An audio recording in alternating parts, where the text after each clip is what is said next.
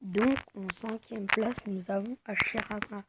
J'adore Hashirama parce que, déjà, ce qui me tue par-dessus tout, c'est qu'Hashirama se vexe très vite. Mais surtout, ce qui me fait très rire avec Hashirama, c'est que il a l'art et la manière d'être des fois extrêmement concentré et des fois d'être extrêmement relax, genre en mode genre rigolade, comme on avait vu quand Orochimaru avait fait le Do Tensei qui les avait réanimés. Donc voilà, c'est l'un de mes persos préférés. Je suppose que ça peut en choquer plus d'un, mais voilà, faut que je vous le dise, Hashirama est l'un de mes meilleurs personnages.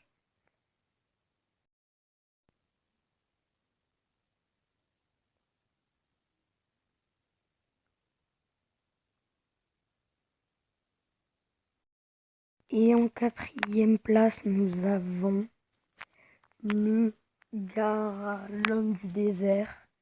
Je vous le dis, Gaara, je l'adore parce que Gaara, franchement, c'est le personnage que je trouve un peu plus charismatique. Parce que Gaara, c'est un de mes persos préférés parce que ça montre qu'on peut prendre un mauvais début et qu'on peut finir sur une bonne fin, en fait. Et Gaara, ce que je préfère chez lui, c'est ses techniques de sable. Ses techniques de sable sont trop bien. Surtout, comment on appelle ça? Le tombeau impérial du désert. Pendant la 4e Grande Guerre, la sorte de pyramide en sable qu'il avait fait. Et voilà. Donc Gaara est en 4e place.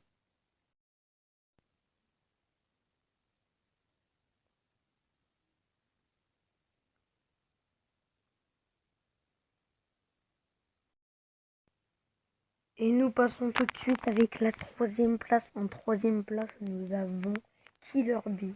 Donc je vous le dis, Killer Bee, c'est l'un de mes persos préférés.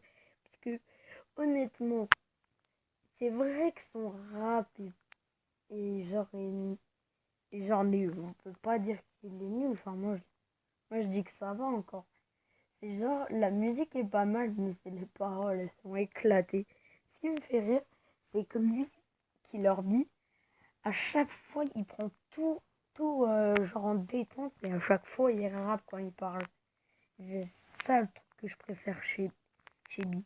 C'est qu'il rappe tout le temps, tout le temps, tout le temps et il est tout le temps en rigolade.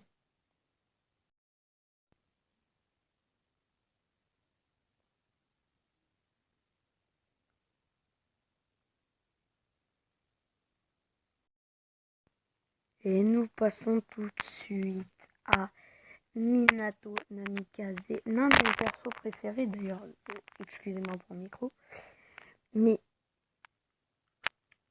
Minato, pour moi, c'est un prodige. Il a réussi ce que personne n'a réussi à faire en si peu de temps. Oui, vous allez dire, oui, mais Kakashi, il a fait à peu près la même chose, mais il est devenu Hokage. Ça a été le plus jeune Hokage. Et voilà, bon, je l'adore parce que déjà, c'est un perso très sage et tout, mais surtout pour ses techniques de Funjutsu incroyables.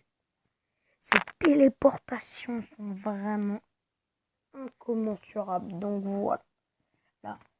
Et surtout, il a eu le courage. Il a eu le courage de laisser son fils gérer un démon à lui tout seul. Bon, il l'a calmé quand il y a eu Pain. Mais c'est pas lui qui l'a aidé quand il devait combattre Kyuubi pour avoir le chakra. Et oui. Donc voilà, nous allons bientôt passer au premier.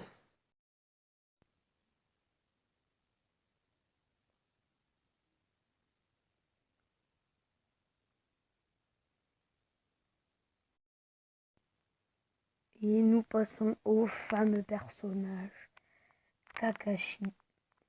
Kakashi, pour moi, c'est l'un des meilleurs des meilleurs. Parce que déjà, il est genre, c'est genre, on croit pas, hein, mais Kakashi, c'est un prodige. C'est un prodige, tout comme Minato. Dans les Data Boosts du jeu, il est deuxième derrière Itachi et devant Jiraiya. Surtout, ce qui me fait rire avec ce personnage, c'est que il passe tout le temps à lire des livres.